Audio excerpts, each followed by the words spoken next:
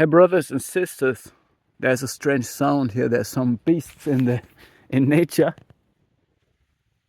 There's some struggle going on.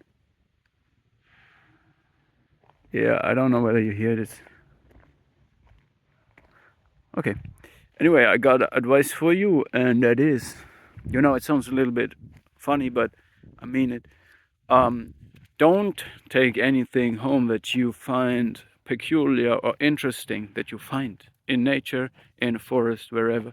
And see, children, they are innocent and curious, and they will take anything they find interesting home. And then it's your discernment and your leadership needed to tell your children what is good and what they shouldn't bring home, and you have to actually take it away from them. Sometimes you can just wait for a second, and when the children lost interest, you just take it and let it disappear so they won't even realize it, okay? So to say, if they find some bones or feathers or whatever they find, or pieces of wood, you need to discern whether it's good or not. And see, I'm kind of attuned to nature, and I have got a certain eye to see things. And this means I find things or things find me. And I realized that I can't put it different but to say that stones and pieces of wood are actually kind of connected to spirit, because what we see when we look at certain structures is patterns and spirits, so to say. So archetypes of the collective unconscious, would Carl Gustav Jung say, or Jungian psychologists would say. We see archetypes, and these are, embodied in nature also, in shapes, in patterns. And haven't you realized that often trees that are hurt can also look like entities that are suffering, or, being kind of uncanny in some way? Or there's roots, they're looking like sleeping goddesses and stuff like that. Believe me, I'm not crazy, I'm just a little bit insane. No, I'm the most soberest person that you could ever encounter. Anyway,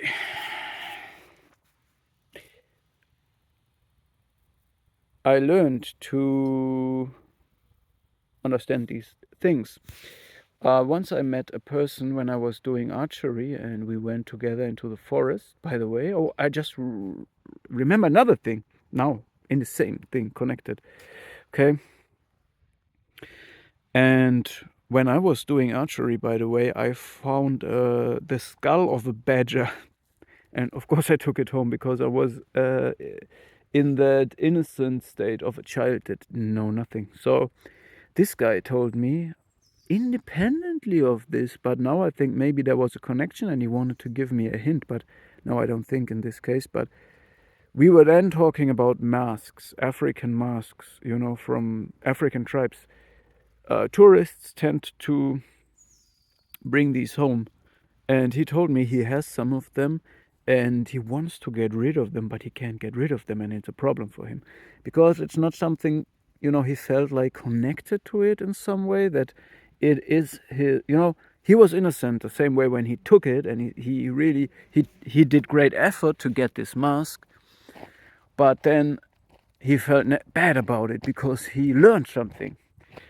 I don't know what it was, or I don't remember correctly, or I don't want just, I just want to give you that message real quick. And he just said no, he don't want it anymore.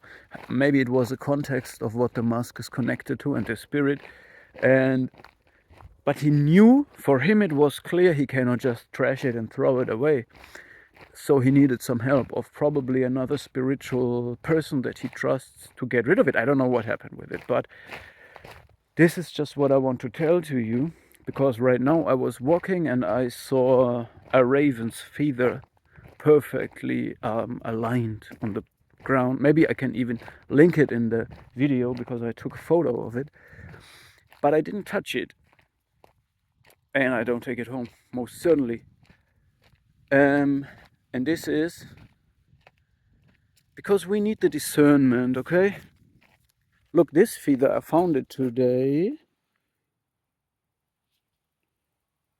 Right, I just put it here because for this I feel this is not bad, it's okay. But, you know, man, raisins, I made my experience and no touchy, no touchy. And the same is again with wood, you know. As an artist, I took pieces of wood that really apply to me. Look, this is one of those rather scary things. And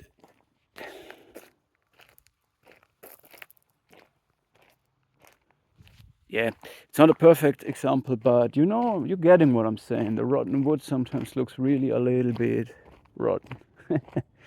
And yeah, I took these things home, and then at some point I really got, for some of the pieces I had, I got uncanny feelings towards them. And then I remember this guy telling me the story too about the masks and stuff like that. And yeah, this shows the violence of, or the entitlement of human beings that just hurting trees without mind. You know, it's just something you can use, it's something you can abuse. Look, this one. See the eyes? There's even a fungus in it. And here is that screaming mouth that is wet. Right. See, now you know what I'm saying to you. And what I just want to tell you is don't let these things carelessly in your home. Your home should be protected, should be only positive. And with stones, it's the same. I'm not saying every stone is bad. I'm not saying every piece of wood is bad. Absolutely not. You need to feel it. You feel it when you ground it. You have this heart. You have this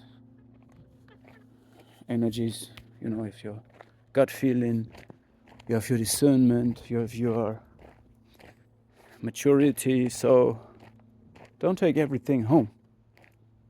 Also, the same applies, of course,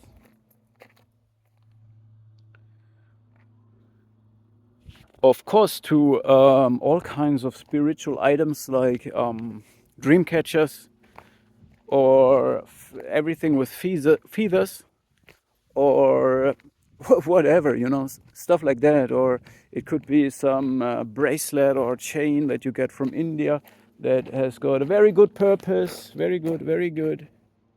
Look how defiled and tainted and violated this tree is.